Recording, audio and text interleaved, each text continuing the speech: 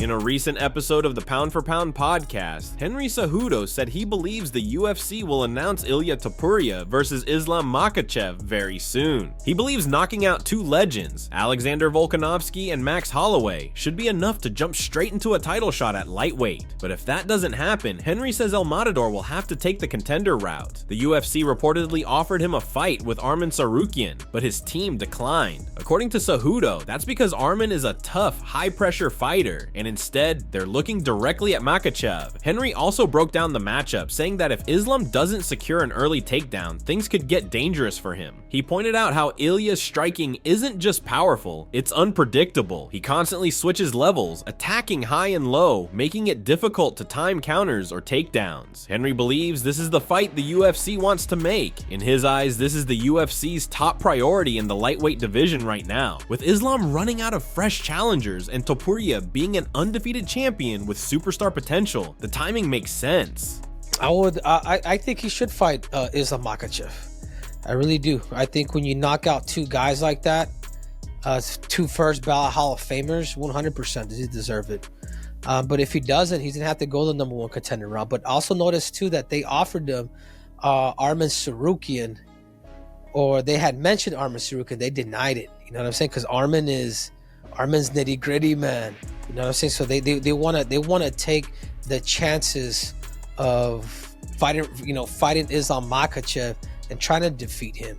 And I tell you what, man, if Islam cannot take Ilia down, or if he doesn't take him down early, dude, it could be very problematic for a guy like Islam Makhachev. I know Ramadan was a big discussion there. I know it's going to be, I want to say it's over in April, if I'm correct. So April, May, so we're looking at sometime in June for Ilia Topuria versus Islam Makhachev.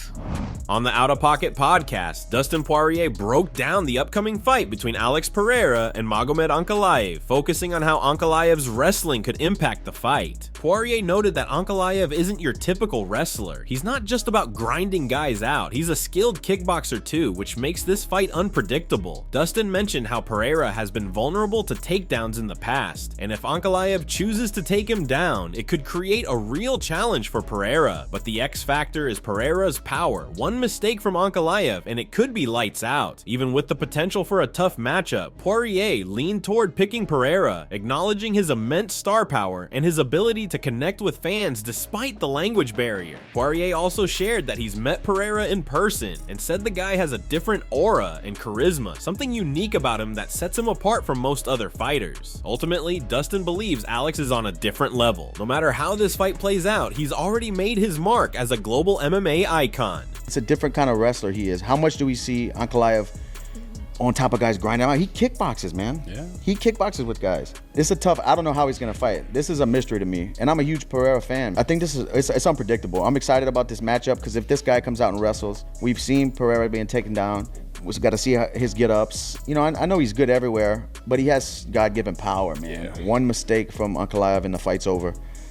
I'm excited about that one, but I'm still picking Pereira. Yeah, and you don't see that much when guys don't speak English. Yeah. But his star power is like crossed over. You know, usually in America, you need to be able to speak a little bit of English to kind of get the hype train. Yeah, but this guy, you don't need it. And he just has such like a stoic demeanor. I've been around him a few times and the guy's like different.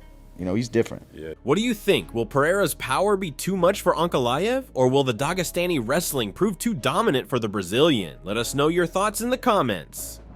Jon Jones recently confronted his training partner for pushing the intensity too high during sparring after what was meant to be a light session escalated into a full-on exchange in the gym. Leonid Grashev, a Russian heavyweight pro boxer and one of Jones's primary sparring partners in boxing, shared the details of the incident that took place in their gym and described how Jones handled the situation afterward. At this point in his career, it's no surprise that Jones is prioritizing avoiding unnecessary damage. He has frequently mentioned that one of his main main goals is to maintain solid physical health both during and after his fighting career. Now, as he nears the end of his legendary run, the heavyweight champion is focusing more on preserving his health while also ensuring that his career ends on the highest note possible. Jones has also discussed sparring, explaining that while he still views it as crucial for maintaining timing before fights, he's becoming more cautious. He's trying to minimize the risk of injury while still reaping the benefits of those training sessions. In a recent interview with the Russian channel Usha Taika, Makhachev revealed an intense moment from a sparring session with Jones that took place in the gym. According to Makhachev, during their sparring, he began to increase the intensity, which led to Jones matching his pace and becoming more aggressive. Once the session was over, Jones pulled Makhachev aside to make it clear that he didn't like it and warned him to be more careful in the future. Here's how Makhachev described the exchange, recounting the intense sparring and the aftermath. He generally doesn't like to spar hard, and we just had one like that. The thing is, as I am a boxer and it is a usual thing for us to go hard, I am used to that and it can be automatic. So it was a heavy boxing session. I started going hard and he wasn't backing down, of course. And after we were finished, I saw it on his face that he was irritated at me, and yeah, he took me aside and told me, listen, you know that I don't need or like these types of sparring sessions here. Be careful next time. And I was like, yes. No problem, boss. Whatever you say. And that was it. We resolved it.